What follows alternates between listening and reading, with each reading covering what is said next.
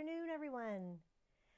I was going to say good morning in some parts of Canada, but I think we've made it to afternoon everywhere now. So welcome to another live presentation of BERNINA Canada. My name is Adrienne, and I'm here today to share some tips, some tricks, some stories about applique. So I hope you're ready, hope you're comfy, settled in, and ready for some stories. So let me just double check if I'm coming up on the screen. Hopefully everyone can hear us loud and clear today, and it looks like we are coming up. Let me see if I can get the comments up. Some stories about applique. So I hope you're ready, hope you're comfy, settled in, and ready for some stories. So let me just double check if I'm coming up on the screen. Well, that's weird. Hopefully everyone can hear us loud and clear today. I can't turn it off. And it looks like we are coming up. Let me see if I can get the comments up. Give us a second here. This is no volume.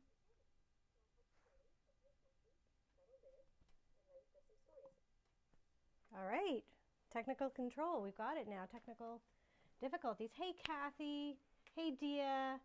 Oh, hi, Judy. Yeah, it's really hot in Winnipeg. I saw the forecast today. It's almost as hot as it is here, and humid. We have it really, really humid here. So yeah, Canada, summer in Canada, it goes from winter to summer, and then it's just too hot, isn't it? And I see that Linda, you made it live. Thanks for coming, Linda. I missed you last time, so thanks so much for being here, everybody. So applique, as you know, is a French word basically meaning to apply other fabrics, and generally that's what applique is. You take other pieces of fabric and attach them to a larger base fabric to make beautiful designs. Sometimes they're floral, sometimes they can be pictorial, and nowadays they're very popular to be graphic. So paisleys or hexagons can be applied, things like that. So a wide variety of designs can be achieved with applique. And of course, this used to be traditionally all done by hand, whether it was kind of done in an invisible manner or a very highly visible manner to highlight the fact that you're applying other fabrics. But today, we're talking about machine applique. Hand applique is beautiful too, but we want to go with something a little bit faster, a little easier for me. And I will give you a little true confession right now. I used to be on the I could leave it bus with applique. I just really never got the hang of it. I never took a class on applique, and so it was a bad experience and for me, and I put it on the back burner for a long time.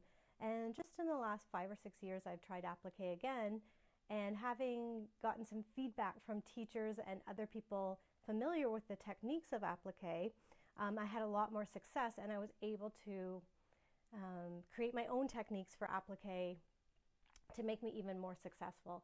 And it's just having that little bit of technical knowledge that I hope will help you achieve better results with your applique. And if you have tips, you're welcome to shout them out too. There's lots of different types of applique. I'll show you a couple of different types here. So see if Sarah can pick these up. Here's Fernando. So this is done with raw edge applique. So literally, this is a laser cut kit, and each piece of fabric is fused down with a sticky back, and then is just stitched down with a straight stitch. And there's some stitching inside too to help secure it, some free motion. But this would be considered raw edge applique because the edges are not covered over. I'm going to show you another one.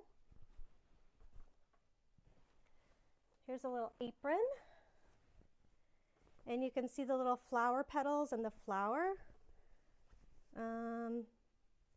They're done with a blanket stitch applique. So the edge of the petals, the edge of the flowers are covered over with the applique stitch, with the blanket stitch. That's a very popular look. It's kind of a homey handmade look. So blanket stitch applique. This one is done in embroidery. So this is all done in the hoop. So that's a very nice way to do applique.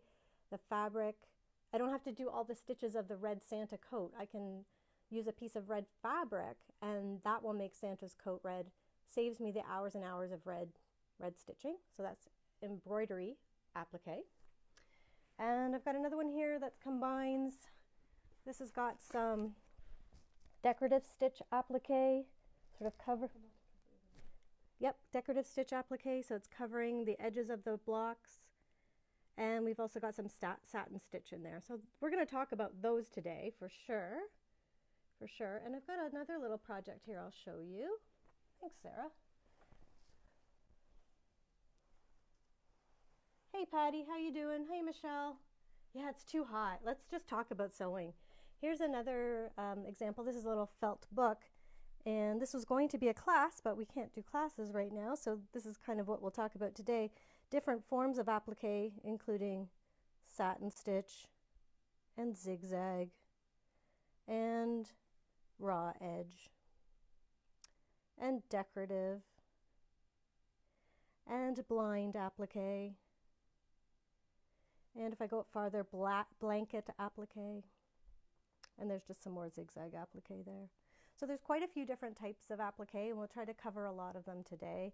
The true confession that I had was when I was in high school, I did predominantly a lot of hand sewing, and I subscribed to a magazine in Ontario called Craft Magazine, and it came out I think 6 times a year, something like that, and it had lots of patterns for crewel work and my favorite candle wicking and counted cross stitch and needlepoint and hard ink. Yeah, I like all of them. I really do like all of them. And one day I subscribed, even when I was in university. It was, I think, $13 for the year, and I had set that money aside for the subscription, and I got a notice saying that I had won a draw prize, just random, out of people who had resubscribed. It was a promotion, and I had won one of the prizes. And the prize was a Singer sewing machine, and I didn't have a sewing machine. I did handwork. So I trundled off to the post office to pick up my prize, and the lady there handed me this huge box and said, okay, that will be $58 for shipping. But I was at university, so I had to hand over, I had $60 every month for entertainment, so I had to hand over my entire education, or my entire entertainment budget for the month to get my sewing machine. No problem, I thought, because this will be my entertainment. And I took it back home, and it was one of the ones that you had to put the cams in the top to get the discs, and I was trying to get the satin stitches to work, and I could never get them to work, and then I'd get them to work, and then they would bunch up under the foot. And let me tell you, I gave up on applique, I gave up on satin stitch and all those things. So I'm going to try to share you some tips today so that you don't have to go through the heck that I went through with this free machine that was supposed to be exciting, but it did get me on my journey starting with sewing machines. So I do thank Craft Magazine, which no longer exists anymore, but it was a lot of fun. So I'm going to go to the machine and I'll show you some tips for applique. Here we go. Hey Kathy, hey Gwen. Hey Patty, that's awesome. All right, so to do applique, a lot of the time you want to be able to see your work. So if I put this foot down, Sarah, I'm pretty sure you cannot see what's happening in that opening. We can kind of see the lead up to it here, but it's very hard to be accurate with a foot like this that's got all this metal here in the middle. That's really the trouble. So what I should do is choose a different foot. Oh, another problem with this foot, and I'm going to show you the bottom of it. Let's see if Sarah can pick that up. There we go. So on the bottom of this foot, it actually has a great channel here, a great cutout that will allow for satin stitches to pass underneath the foot. And then look what happens. It stops. So if you're doing a really, really thick satin stitch, and by satin stitch I mean a zigzag that just kind of piles up, stacks up beside each other so that you can't even see the fabric, making this lovely satin ribbon effect, and I'll show you that in a moment. What happens is you get 4 millimeters of great satin stitch, and then it catches here and it all bunches up. And this is exactly what happened to me when I got my first sewing machine, because I didn't know any better that I should use a decorative stitch foot. So one of my favorite feet to use is the number 20. This is a 20C, And you can see the difference here. This open area is the same as this open area, right? But all the extra metal has been cut away. This is no longer here. So I have better visibility of my fabric. I can tell exactly where the stitch is going to land. This is the 20C. So number one, this is a better foot already because I can see where I'm going. And number two, here's where my problem was before. See how the channel here stops? The channel here goes on forever. This is made for decorative stitches. This is made for satin stitches. And just switching to this foot alone when you're doing a satin stitch will make your stitches look that much better. Tip. Free with admission today, guys. That's the first tip, all right? So let's put on that foot and we'll take a quick look at satin stitches. I put that lotion on, Sarah, and now my fingers are all sticky. All right, so here's number 20. And 20 is also available in the D format, and it's also available for the smaller machines, right? But I have a 9mm machine, so I'm choosing 20C. And 20D, see how the toes really stick out really far? That's great for some applications, not great for what I'm doing today. And number 20, oh, this is an amazing little foot. I love how short the little toes are. Really great for getting around curves. And even though I have a 9mm machine, sometimes I use this little guy, this little 20, when I'm doing curves. And we'll take a look at that today too. So I'm going to put these aside. They do have the same thing happening on the bottom where the channel is open and ready to accept the satin stitches. So we'll take a look at that. All right, so I've been talking about satin stitch, so let's find the satin stitch on the sewing machine. This is another newbie problem. If anybody watches The Simpsons, there's a point where, what's his name? Who's the dad in The Simpsons? It's Bart and Homer. Homer is at the nuclear plant and he's told to prevent the whole place from blowing up by pressing the any key, but he can't find the any key because of course there isn't the any key. It means any key. Satin stitch is the same thing. It's really a zigzag or decorative stitch where they're all pointed up together. There is no one button for satin stitch. In the folder, I don't know if Sarah can see this on the screen, we actually have a satin stitch folder. Most machines it's 401, and it contains a lot of stitches that have stitch patterns that have stitches close together, and that's your satin stitch, right? There's one that's really close together. But for when people talk about satin stitch, they generally mean just zigzag. So I'm going to change it to zigzag. And you can see that it's very open, so most of the time we want to do applique, we want to close it up a little bit. So I'm going to close it to 0.3 millimeters. All right, so I'll go down to the machine and I've got my little fabric chunk for appliquing today. And I'm using this red thread just so you can see my thread. I'm going to show you again some of the problems I had when I started learning. So this is how I thought the best way to do it would be, was to be smart and place the edge of the fabric in the middle of the foot. That does sound smart. The fabric is going to zigzag over the edge and hold it down, but it's sometimes hard to predict where the middle is all the time. So let's take a look at that.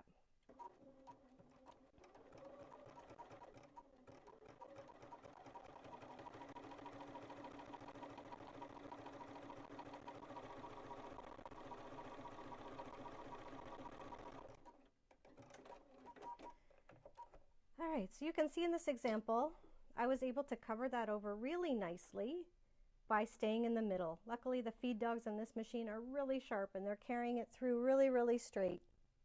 Hey, Janet. Hey, Jane. That's awesome. And what I find is sometimes I get a little bit bored when it's a long, long stitch and I go off course. So here's a little easier tip. Why not put the fabric so that it's aligned to the inside right of the foot? Can you see how it's just right up against the inside of the foot? And then I just changed the needle position to be all the way over to the right.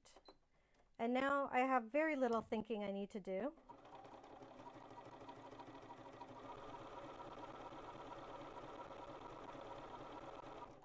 I didn't put any sticky stuff on this, so this fabric has got a mind of its own today. It's pretty fabric though.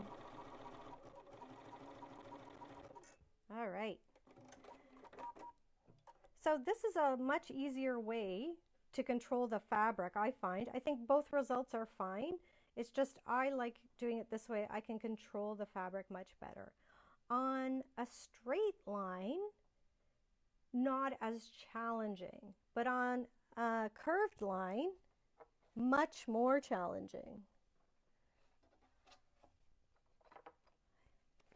All right, so I'm going to show you a curve here.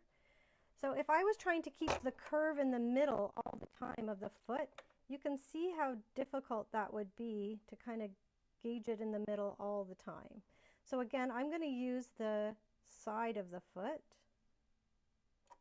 and I'm just going to put the edge of the applique fabric just inside the right edge of the foot, and that way I will get a more accurate feel. So let's look at that.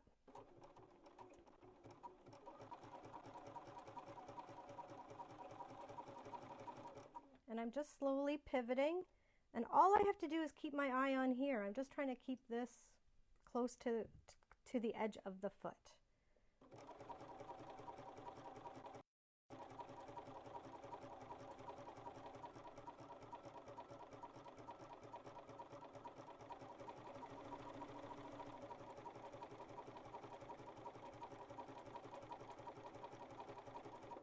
All right.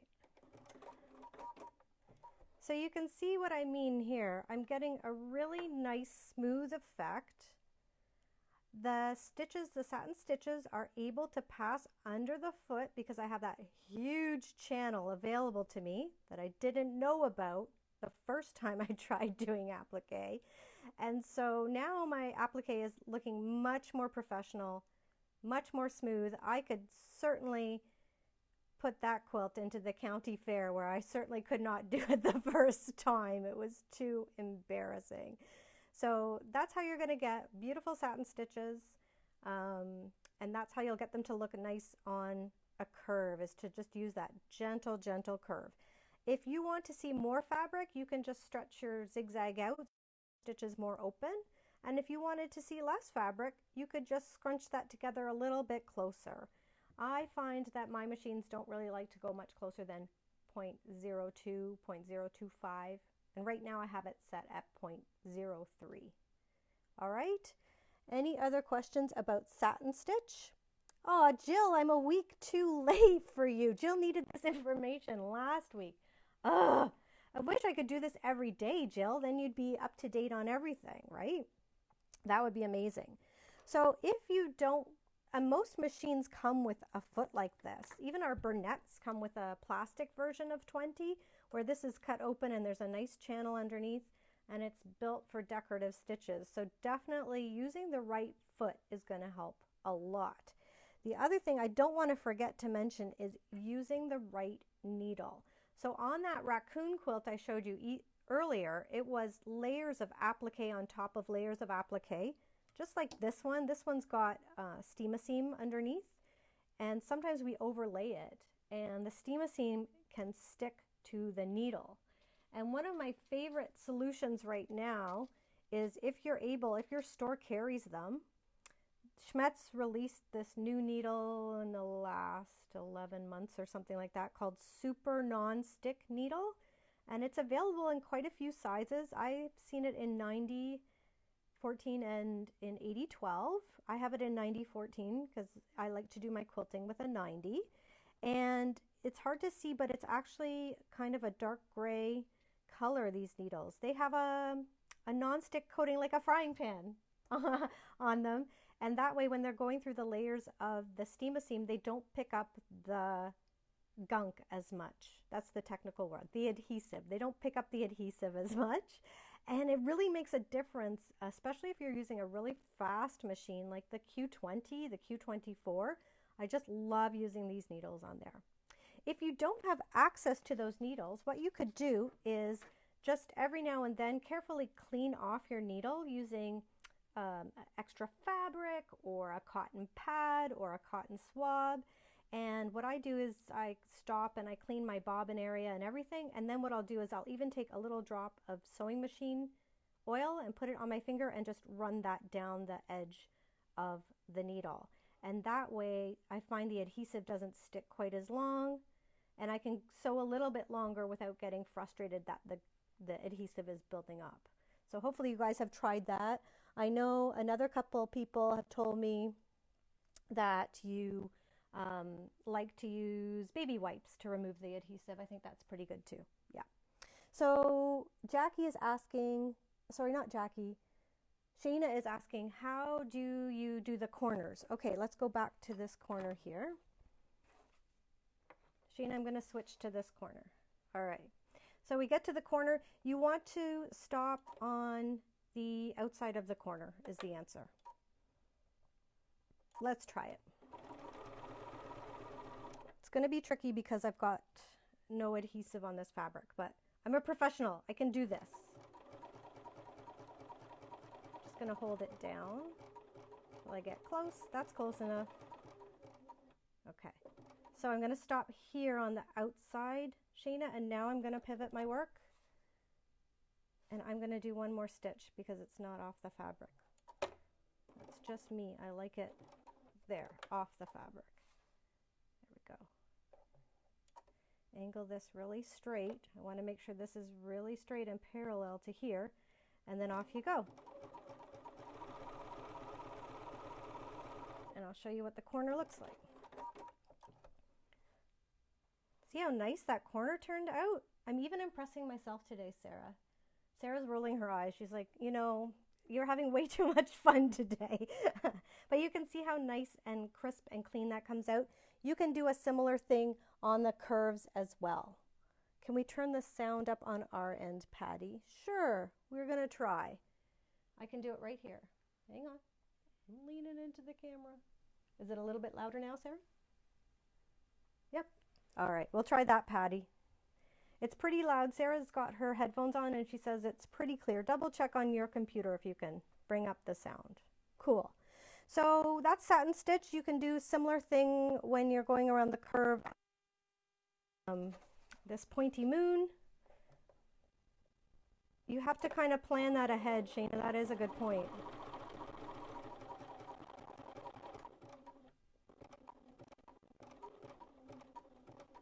I'm going to go beyond on this one. On the outside, turn. And I'm going to have to do a couple of stitches here.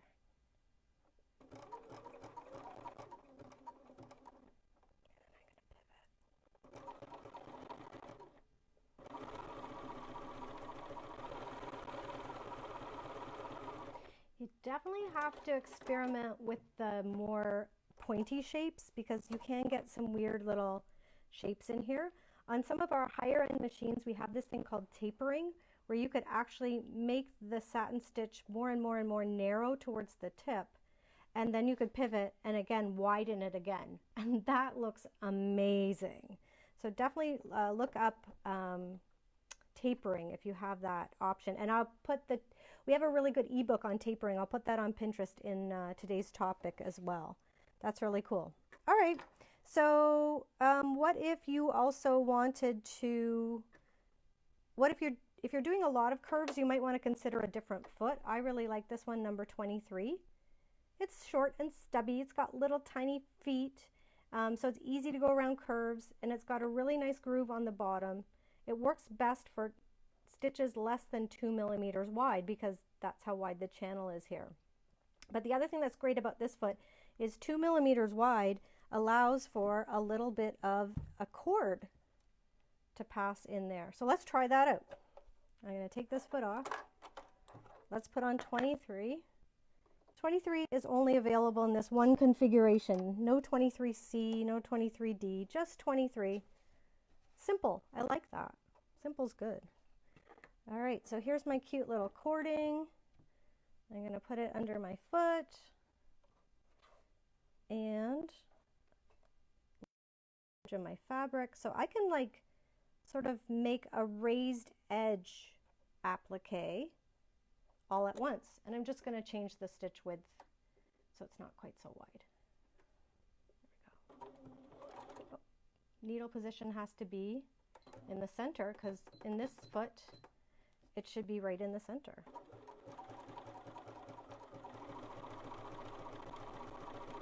Oh, I wish you were here. This looks so good. It's like they are here. I got so excited I sewed off-road. So exciting. All right, check it out. Do you see how great that looks? How covered up it looks? Yeah, I have a little bit of the cord showing through here. I could change the stitch length to 0.25 instead of 0.3. But how awesome is that? Doing two things at once always makes us look great when we can do something like that. So that's how you could do a corded edge applique, cording down the edge and covering the edge at the same time. This also looks great too if you do this between two seams. So if you wanted to do this on a pillowcase, if you wanted to do this on table linens, it looks really great to add another decorative element. And of course, you don't have to cover it completely over. You could make it so that it's quite transparent, right? So that you actually see the cording. That's another design element you could decide to do.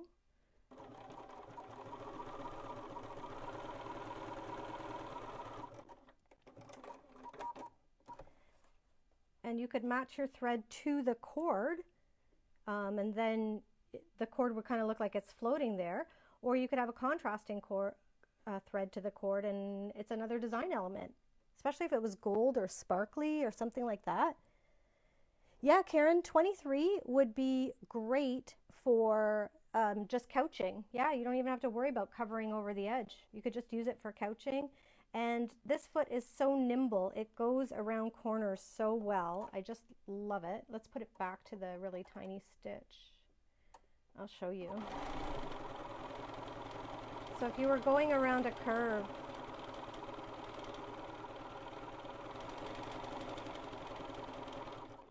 so when you have to do those little tiny applique shapes, like little tiny leaves, like Edita Sittart or Edita, she has a really good bunch of patterns and they have little tiny things.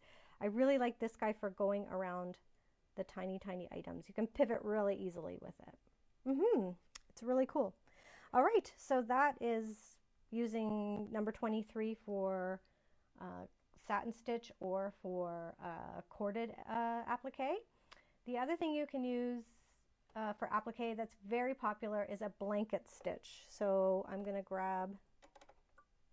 go back to number 20 because it's really my favorite for applique, because blanket stitch is one of those ones that if you don't do it right, it looks really odd. All right, let's go. We'll go here.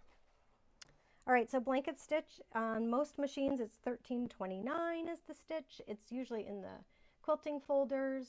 On my machine it's $13.09. And again, when it first comes on the screen, it's going to land right in the middle. And I can try to aim for the middle. Another foot that you could try to use instead, you could use like a 34. It's got a really nice red line there. And you could line that up with the edge of the fabric. That would work great for blanket stitch. And the other one that we have is 39. It's all stuck in my cord. 39 has similar markings, right? And you can really see the marking. The needle is going to go right where the red mark is. That's the center, if you set it up that way. Or if you want, you could move the needle over to the left or the right. My preferred method. And you'll see that this has exactly the same cutout. 39 has the exact same cutout as 20 with that big V cutout. Let's go back and look at 39. Oh, sorry, 34. That's 39. Did I get mixed up? Yep, this is 39 with the big cutout. And this is 34. And Sarah, it'll be very hard to see, but I'm going to point it out. It has a little tiny cutout here, this rectangle, but right here is just a little kind of divot that stops there. So it does not have the deep channel here. So this foot is really intended for loose decorative stitches. It would work great for this blanket stitch. It would not work great for that satin stitch we just did. So that's kind of the difference between 34 and 39. Which are really versatile feet. They're clear so you can see exactly where your stitches are going to land. A lot of people love those. For applique, they're not my go-to feet. I like them for other things, but let's go back to 20, and we're doing blanket stitch. So the blanket stitch is going to go from the side and over. And I'm just trying to aim for the middle. Oops. Okay, that works really well. That's great. I had a couple of little weeble wobbles here. It's not bad, not bad. But if I put it over to the side, I tell you, it just looks a lot better every time.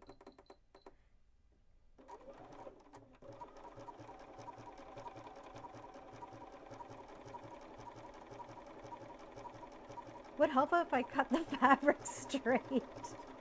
Oh my gosh. Okay. There you go. So I feel more confident when I do it on the edge of the foot. I'm more likely to get it right. And then when it comes to curves and blanket stitch, does anybody have questions about curves? Oh yeah, Gwen uses her 39 all the time because she's got those red markings. That's great. Yeah, I do love that foot. Just for me, for applique, I just get irritated when I can't see there. I don't know why. It's just me. But those 34s, 39s, they work really well. And Nancy says, is it the same as the embroidery foot? Yeah, it's really similar, Nancy. You might have like a number 6 embroidery foot for your old Bernie. Here's number 6. Oh my gosh. Number 6 has a little tiny hole for cording. So I was going to show you that little cording. That's number 6. And I think 6 is the same as, see, as 39. See how stubby it is? It's stubby like that one. And actually 34 sticks out a lot more. It's more like the regular 1C foot. And 39 is much more like 6 and 20. Yeah. I love those feet. Okay, so I wanted to talk about going around curves. Let's go this way for blanket stitch, because you really want to pivot the blanket stitch, I find, on the outside. If I pivot it here, you'll get like a V. Let's try it. I'll show you. Okay. So I'm going to purposely pivot the foot here. Oh, it worked fine. This machine is so good, it doesn't matter. But I like to pivot on the outside. I just find I get a better results. Now, this is not such a complicated design, but sometimes you want to pivot exactly at the end of a design. So let's talk about that with decorative stitch applique. I'm going to pick a decorative stitch. I'm going to go with something simple. Oh, 7-Eleven is one of my favorites. Yeah. 7-Eleven is like a star. All right. So I've got 7-Eleven. It is in the center. It's a star. So I'm going to show you what one looks like.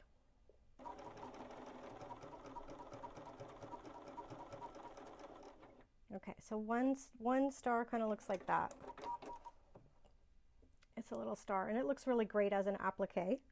But you got to know when to pivot on this. If I pivot somewhere else other than at the end point, this will not look like a star or a snowflake. It will look down like, oh, one of my recipes that did not work out. You know, when you try to make cookies that don't work out, something like that.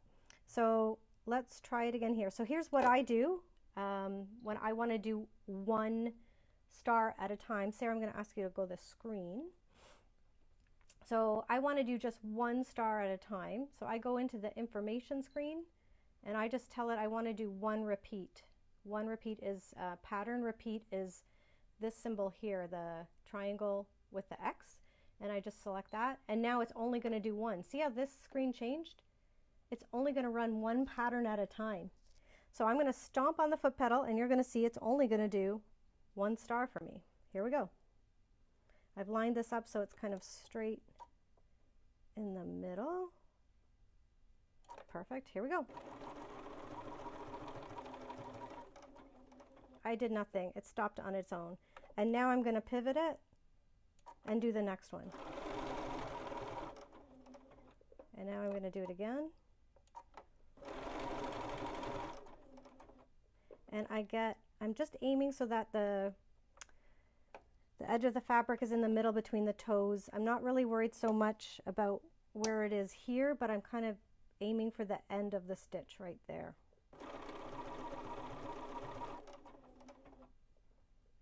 I can do one more. Oh, that needs to pivot. Now it's right in the center. All right, I'll show you what that looks like. Okay, so you see how smooth that came out now? It looks really great. So Kathy asked, did you thread the bobbin differently? Even though this is a decorative stitch and for the satin stitch as well, Kathy, I didn't thread it differently. If you found that the bobbin thread was coming up to the top a lot, you could thread your bobbin for embroidery or decorative stitch work. You could make it a lot heavier. Do you know what I mean? Like more tension. Decorative stitches, often you have to release the upper thread tension, so don't be afraid to change tension for that. Gwen says, you appear to have 3 layers. What are they? Oh yeah, Gwen, I'm using a little bit of stabilizer because when I'm doing such a thick stitch as the satin stitch, you need something to temporarily hold it. So I have some temporary tearaway stabilizer. This would be removed after, and that really will make your applique look a lot better. That's a great tip. Thanks, Gwen. And Jill says, do a corner with a blanket stitch. Okie doke, will do. And Kathy says, curves freak me, or Nancy says they freak her out. No, Nancy, they don't freak you out. You can do it.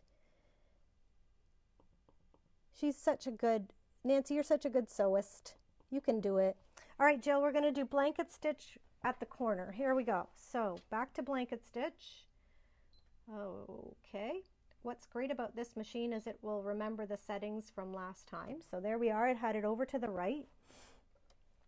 So what I do, Jill, is I use the pattern end button. It's on my machine, it's right above the slide speed control, pattern end, or pattern begin is going to flash on the screen when I start. So I'll show you.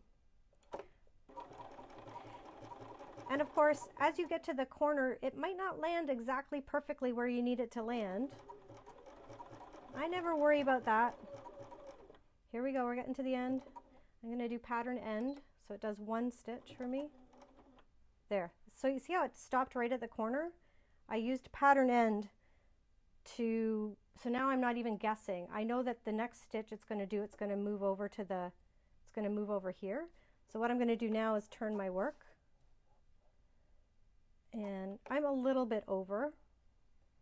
So what I could do is cheat a little bit. Watch how I cheat. I do put the needle up, and then I just move this over so I can see the hair of the fabric.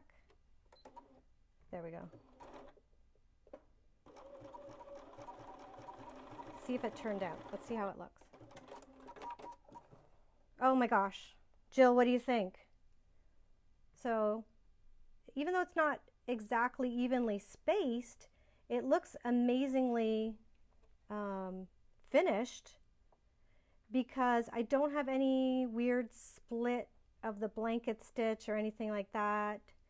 I know I'm not using my words right today, Jill, but did that help a little bit to show you how you could finagle the corner? Okay, cool. Okay, good. It helped you a little bit. That's great.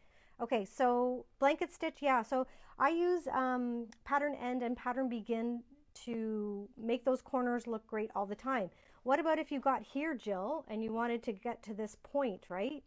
On blanket stitch again, we could do that.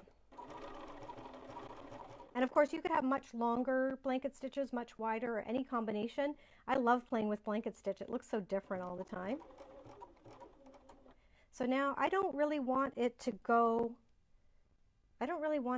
here. That's going to look really messy, right, Jill?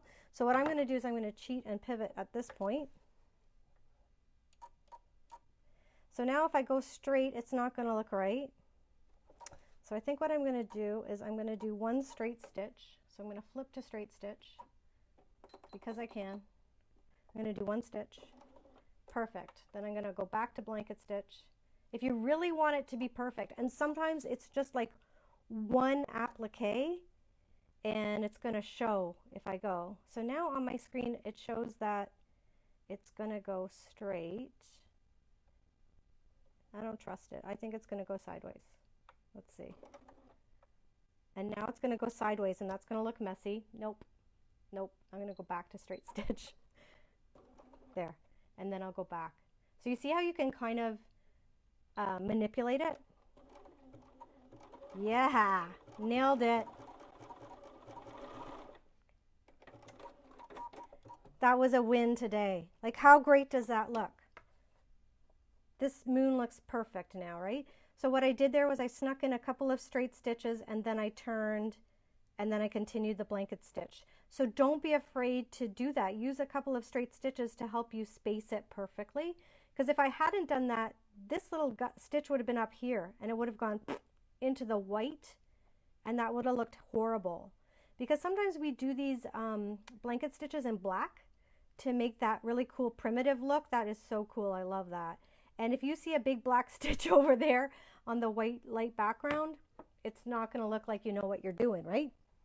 Cool. Yeah, Jill.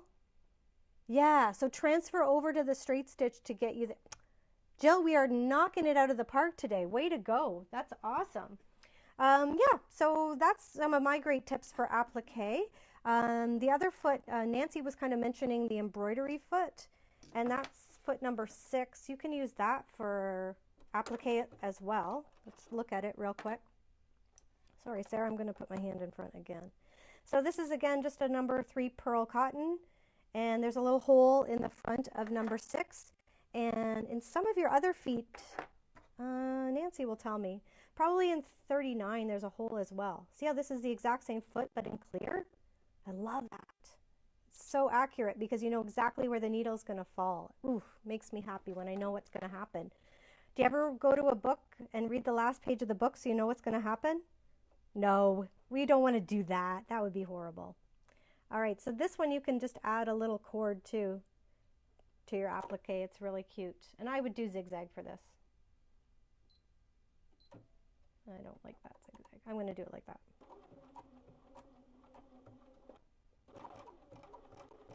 So cute. It holds it right in place.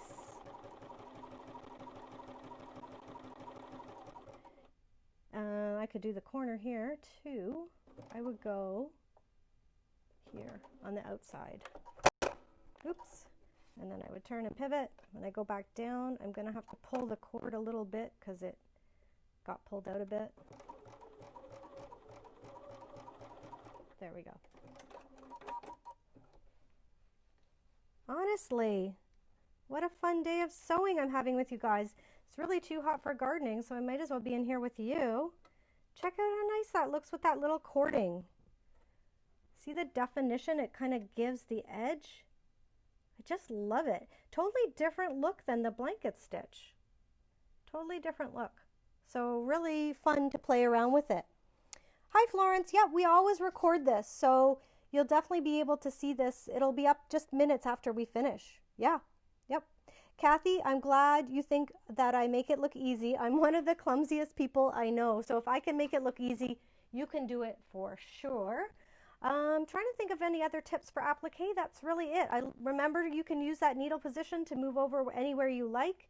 Use your straight stitch to make your blanket stitch corners look really super perfect.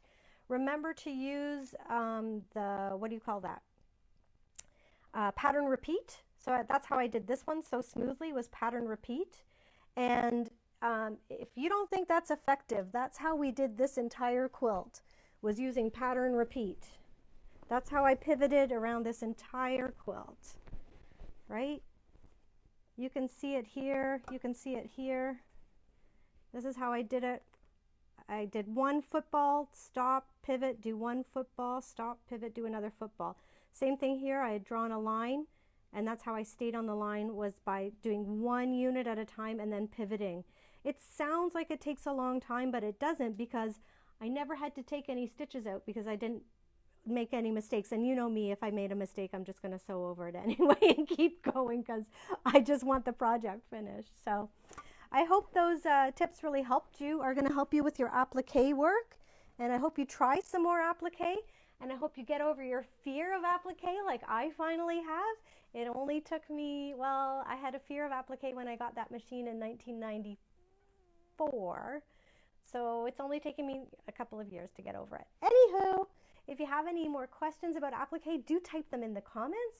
If you have any topics you'd like to see, put them in the comments. I think for the remainder of this month, we're going to focus on some embroidery techniques because we have a lot of embroidery newbies that need our help, and we want to get them started for their Christmas projects and things like that. So I hope you have a great day sewing today. If you want to view this again later, it's going to be on Facebook. If you have friends that don't have Facebook, this will be put on our BERNINA Canada YouTube channel. And that way, if you don't want to set up a Facebook account, which I understand, it's there for posterity on YouTube. So check it out, share with your friends, and have a great day stitching. We'll see you next week. Bye-bye.